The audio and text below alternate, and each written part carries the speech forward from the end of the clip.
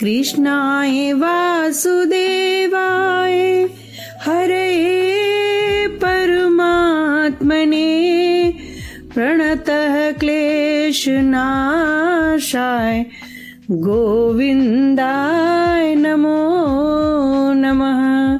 राधे राधे दोस्तों, आज हम श्रवण करेंगे कार्तिक मास महात्म्य में 7वें अध्याय की कथा।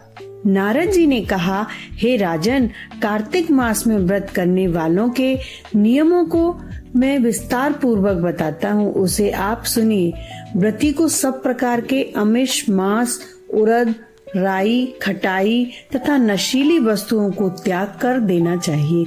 व्रती को दूसरे का अन्न ग्रहण नहीं करना चाहिए, किसी से द्वेष नहीं करना चाहिए और तीर्थ के अतिरिक्त अन्य कोई यात्रा नहीं करनी चाहिए।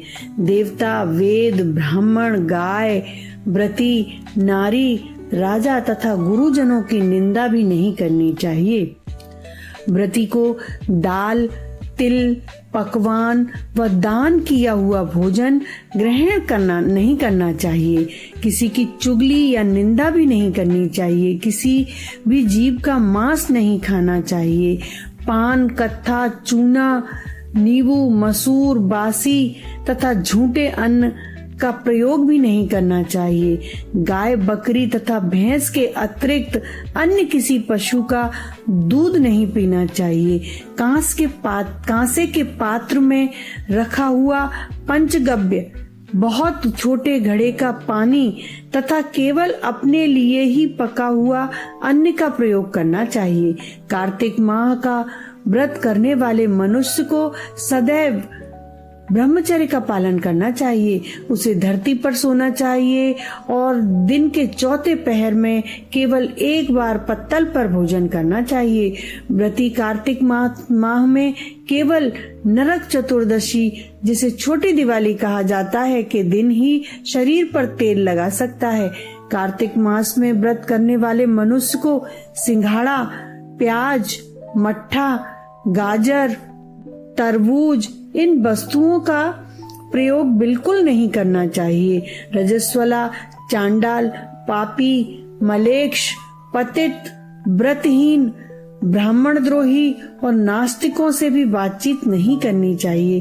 भगवान विष्णु को प्रसन्न करने के लिए अपनी शक्ति के अनुसार चंद्र नारायण आदि का व्रत करना चाहिए और उपयुक्त नियमों का पालन करना चाहिए।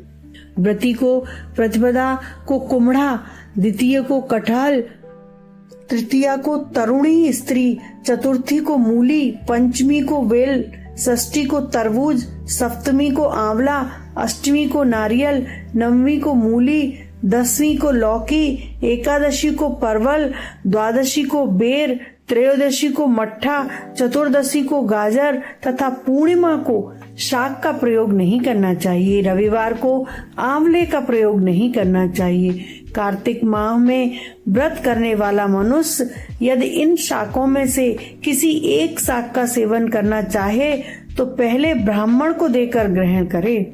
यही विधान माह के व्रत के लिए भी है। देवोत्थानी एकादशी में पहले कही गई विधि के अनुसार नृत्य, जागरण, गायन, वादन आदि करना चाहिए। इसको विधि पूर्वक करने वाले मनुष्य को देखकर यमदूत ऐसे भाग जाते हैं जैसे सिंह की गर्जना से हाथी भाग जाता है। कार्तिक माह का व्रत सभी व्रतों में श्रेष्ठ है। इसके अतिरिक्त जितने भी व्रत यज्ञ हैं वे 1000 की संख्या में किए जाने पर भी इसकी तुलना नहीं कर सकते, क्योंकि यज्ञ करने वाले मनुष्य को सीधा वैकुंठ की प्राप्ति होती है। जिस प्रकार राजा की रक्षा उसके अंग रक्षक करते हैं, उसी प्रकार कार्तिक माह का व्रत करने वाले की रक्षा भगवान विष्णु की आज्ञा से इंद्रादि देवता करते हैं। व्रती मनुष्य जहाँ कहीं भी रहता है वहीं पर उसकी पूजा होती है, उसका यश फैलता है। उसके निवास स्थान पर भूत, पिशाच आदि कोई भी नहीं रह पाते। विधि पूर्वक कार्तिक माह का व्रत करने वाले मनुष्य के पुण्यों का वर्णन करने में ब्रह्मा जी भी असमर्थ हैं। यह व्रत सभी पापों को नष्ट करने वाला है, पुत्र पौत्र प्रदान करने वाला है और धन धान्य की वृद्धि करने वाला है। अब कार्तिक मास में एक और कथा हम सुनते हैं, वृंदा का विलाप और मुनि का आगमन। हे ऋषियों, वृंदा का पति दैत्य जालंधर भगवान शिव के हाथों मारा गया था। जालंधर का सिर कटकर पृथ्वी पर पड़ा था। वृंदा अपने पति की यह दशा देखकर मूर्छित हो गई। जब कुछ देर के बाद उसे होश आया तो उसने जोर जोर से विलाप करना शुरू कर दिया। उसकी आंखों से आंसुओं की धारा बह रही थी। वह बार बार पति के कटे हुए सिर को अपनी गोद में रखकर कहती थी, हाय नाथ, हे नाथ, अपने तीनों लोकों पर, देवों और यहाँ तक कि विष्णु भगवान पर भी विजय प्राप्त कर ली थी। फिर आप शिव के हाथों कैसे मारे गए? मुझे छोड़कर आप कहाँ चले गए? अब मेरा क्या होगा? उसी समय वहाँ आकाश मार्ग से एक पवित्र मुनि जा रहे थे। वृंदा का विलाप सुनकर उनका हृदय करुणा से भर गया। वे तुरंत नीचे आए। उन्होंने अपने कमंडलू से जल लेकर वृंदा के ऊपर छिड़का। जल के स्पर्श से वृंदा में कुछ चैतन्यता आई। उसने मुनि को देखा और विलाप करते हुए बोली कि हे मुनि, आप सामर्थ्यवान हैं। जिसने तीनों लोगों को जीता था वह शिव के हाथों मारा गया।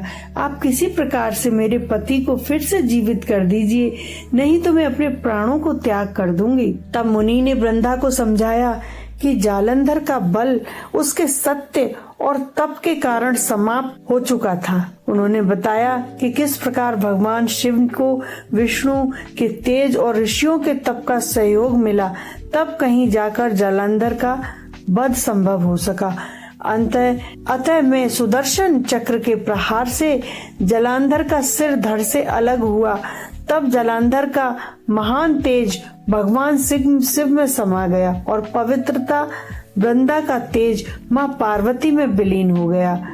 जब वृंदा ने यह संपूर्ण रहस्य सुना तो उसने अपने जीवन का मोह छोड़कर पतिव्रता धर्म का पालन करते हुए देह त्याग करने का निश्चय किया। वृंदा की महान पतिव्रता धर्म को देखकर सभी देवता, ऋषि और स्वयं भगवान विष्णु भाव विभोर हो गए। इस प्रकार जो भी मनुष्य इस कार्तिक मास के 7वें अध्याय की कथा को श्रद्धा पूर्वक सुनता है वह परम पुण्य को प्राप्त करता है। ये अध्याय हमें पतिव्रता धर्म के महान महत्व और कार्तिक मास के कठोर नियमों के पालने से मिलने वाले अद्भुत फलों के विषय में ज्ञान देता है। बोलो विष्णु भगवान की जय। जय श्री हरि विष्णु भगवान की जय। बोलो विष्णु भगवान की जय। श्री कृष्ण गोविंद हरे मुरारी, हे नाथ नारायण वासुदेवा। श्री कृष्ण गोविंद हरे मुरारी, हे नाथ नारायण वासुदेवा। श्री कृष्ण गोविंद हरे मुरारी, हे नाथ नारायण वासुदेवा। राधे राधे दोस्तों, चैनल को लाइक करें, शेयर करें, सब्सक्राइब करना बिल्कुल ना भूलें। कमेंट बॉक्स में